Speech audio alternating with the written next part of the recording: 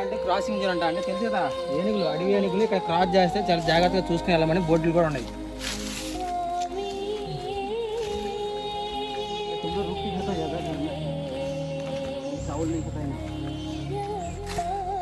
ఇంకా 1 కిలోమీటర్ ఉంది గాయస్. మనం ఇరిమేలి నుంచి స్టార్ట్ అయ్యాం కదా, ఇదిగోండి ఇరిమేలి వచ్చేసరికి ఇక్కడ ఉంది.